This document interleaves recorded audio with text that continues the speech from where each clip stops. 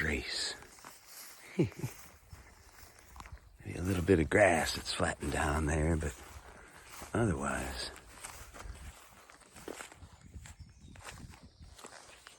Beautiful spot. Hey, good morning, everybody. Man, oh man. That rice curry seemed to do the trick. I was laying there a little bit before I fell asleep, and I was thinking back. Honestly, I think it might have been the soup. Don't know in the end. I'm feeling much better now. So, got a nice look at the ditch. About like 1,800 years old.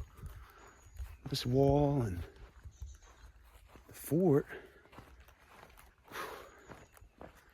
Pretty special place. Bar Hill.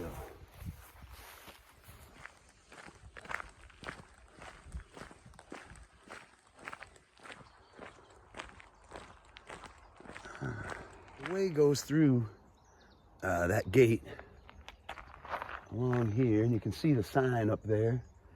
It'll cut off that way to Croy Hill Fort. Another one along that Antoine's Wall. But I didn't see any water for some distance, for like at least 5 miles.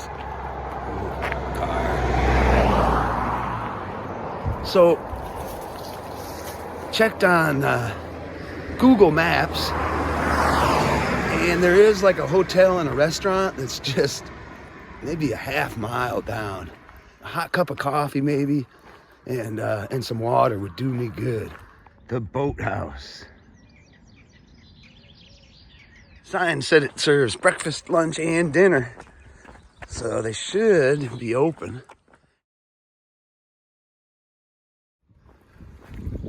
Awesome. Not only did they fill up my water for me, they had homemade waffles, bacon and maple syrup, and a hot Americano to boot. Oh. All right. Back to the trail.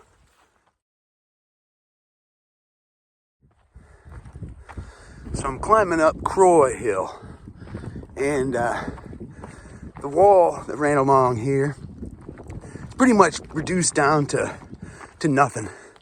But if you look back, you can see over there is Bar Hill, and up on there was the large fort. Had maybe like 200 soldiers in it.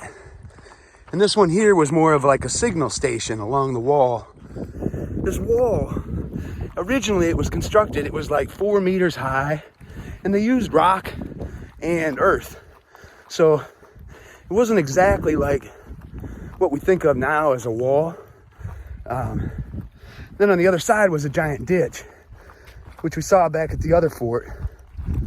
And over time though, I mean, that's like 1,800 years ago. It's all kind of sunk down. So you kind of just have just little jumbles of rock and stuff, with the exception of a few places here and there that you can see. But it's still amazing. Just incredible to think about how much work that they did in their conquest. Not just the fighting work, but physical work. This wall runs like 30 miles or something. And that's a lot of rock and a lot of dirt.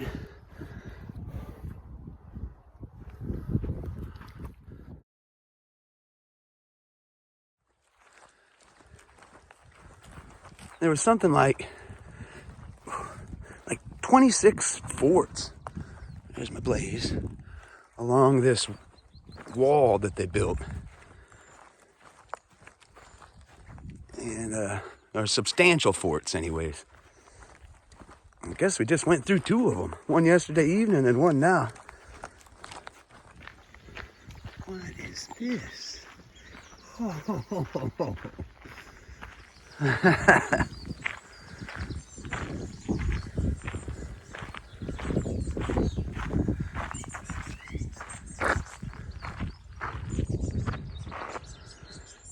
morning, sir.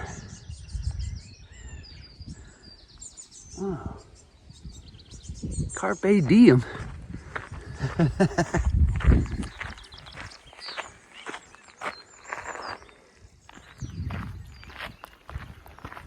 Awesome stuff.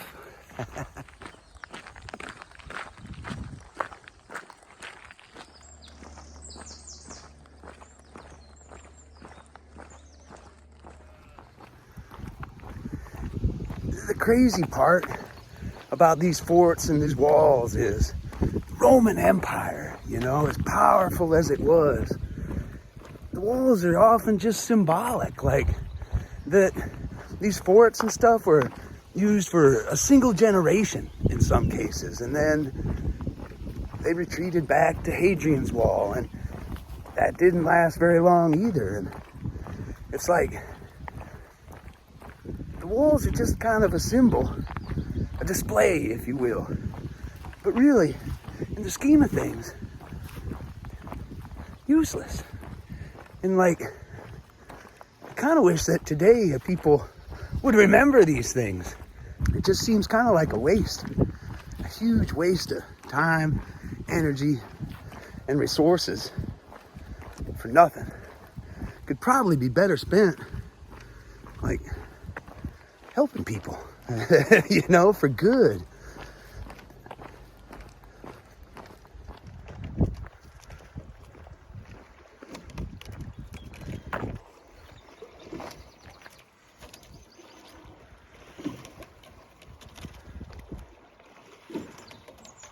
See, moving along. Fantastic.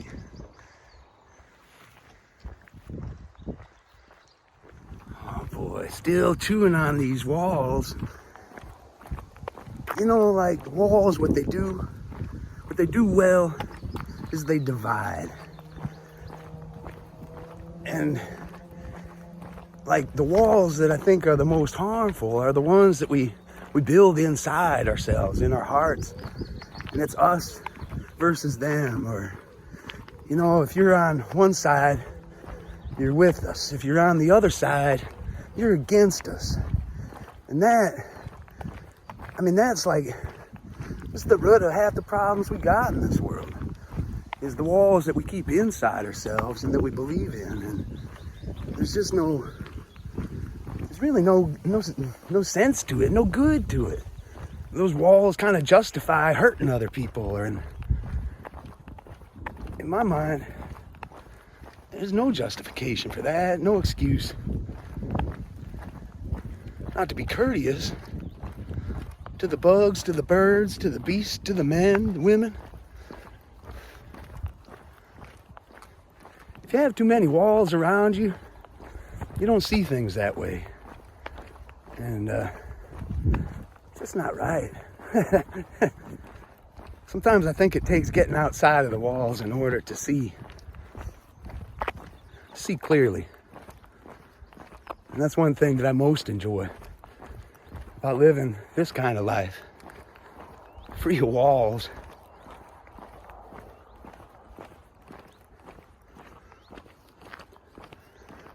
These canal walks are really good for thinking, man.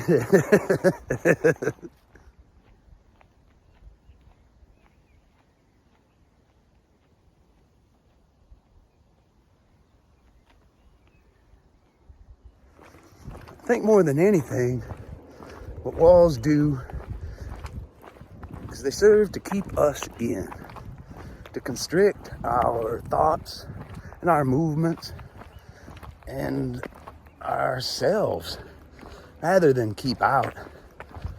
Although we justify it with the keeping out, don't we? But they do a much better job of keeping us in.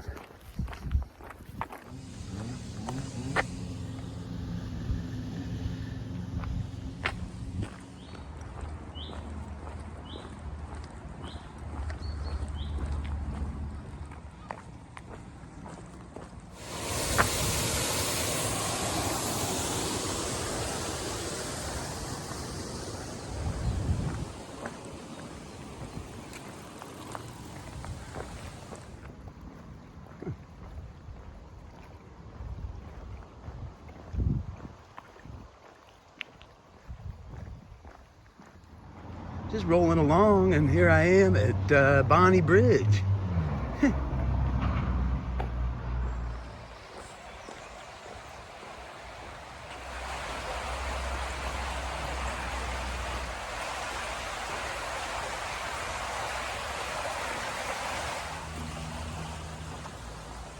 Almost to Falkirk now, just a couple miles, and I got a surprise up there.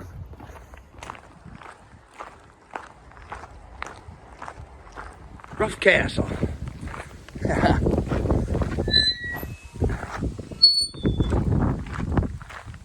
Really, all you just see is this massive ditch with sort of a berm on either side, and that's kind of what is what's left of this massive wall.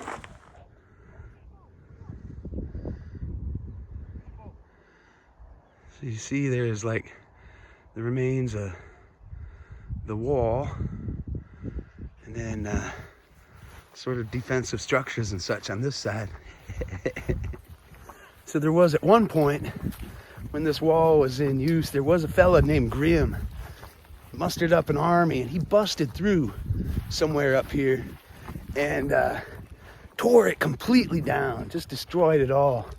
And they call it Grimm's Dyke or something, sort of where he tore through it all. They had, if you can imagine, not only just the wall and the ramparts, they had like defensive pits dug. The picture back there on that sign kind of gives you a real good idea of what we got, or what once was here. Here's what I mean by some of those pits. One of the defenses that they used, they would just dig just a bunch of pits, just what it is, and it's going to break up and make it very hard for any organized group or equipment of any kind to come through.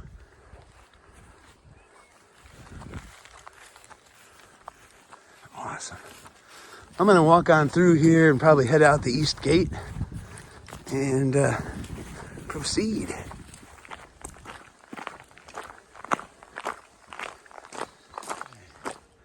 Falkirk Wheel. That's where I'm headed next.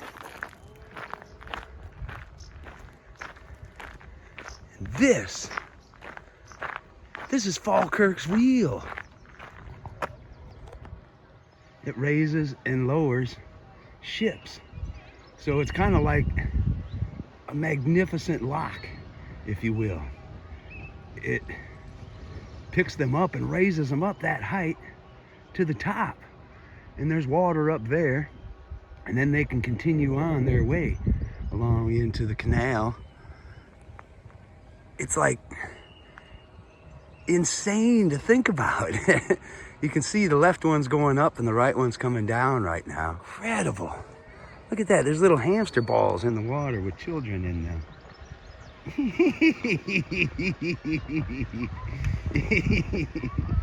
Oh my.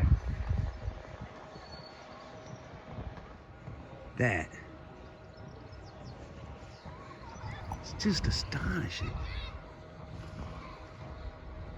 I wonder what Telford would think of this.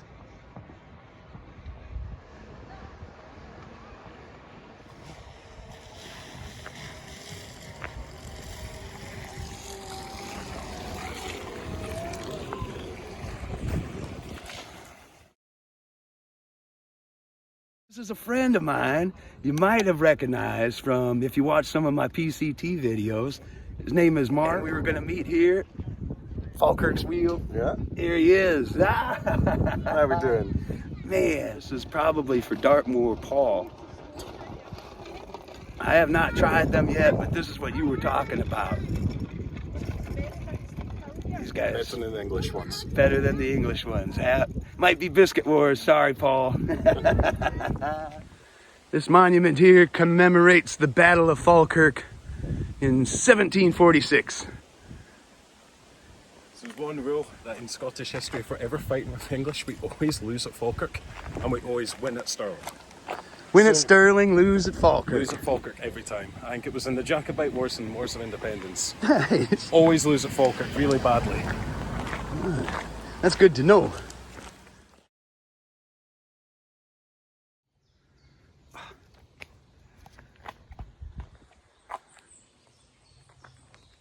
Nice.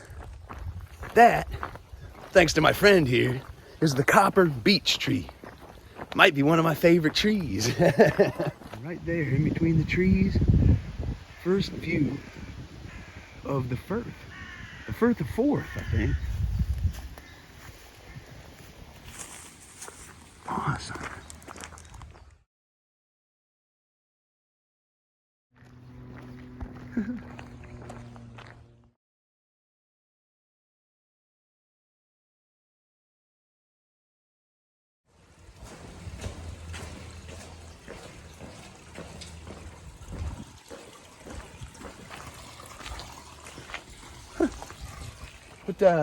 What town are we headed to? So we're going to a wee place called Muir. It's just outside Linlithgow. Muir Ravenside. To what's the other town? Linlithgow. Linlithgow. That's where we're headed. I was gonna say it, but I figured I'd just give him a chance. Look at this one.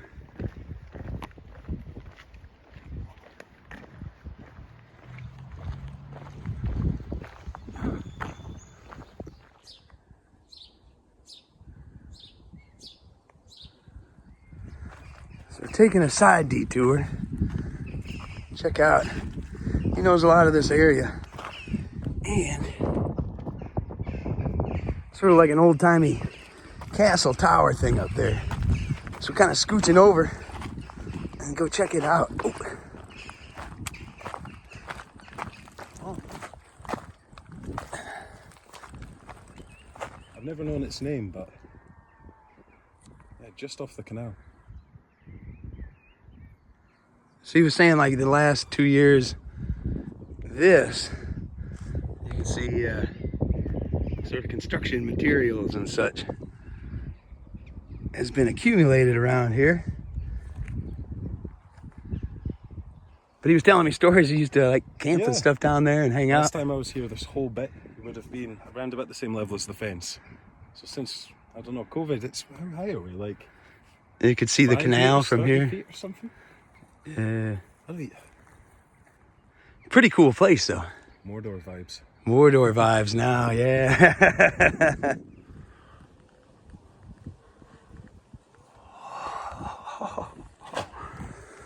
Wow. Oh, there's a lot of rubbish in there, but whoa.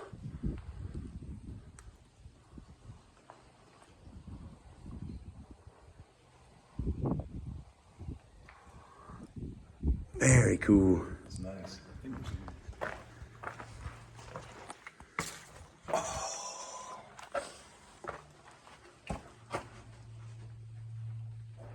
Awesome.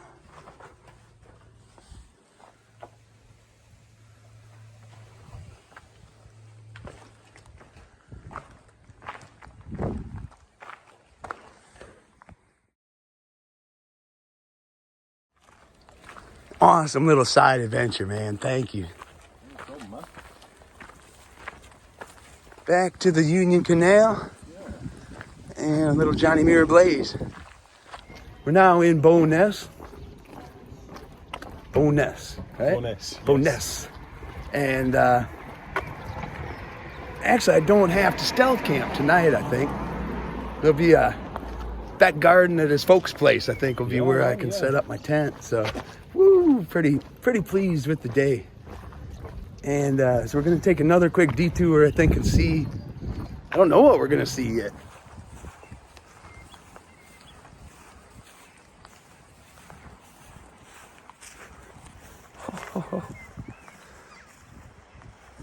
The firth of Forth? Yeah, man. Oh.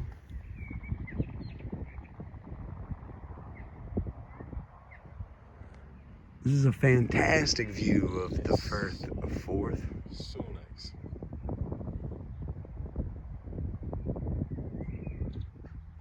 You're saying this is one of your favorite spots? It's like 2 minutes from where my parents stay. So when I lived back here, this was just, you know, short walk from the house, sunrise, sunset, sort of just bring a book. Good stuff. I can see why. Thank you, Mark. Thank you, family of his. Just love it. I always say it, but just the best people that you meet out on these wonderful trails. All right, I'm gonna crash. Good night, everybody.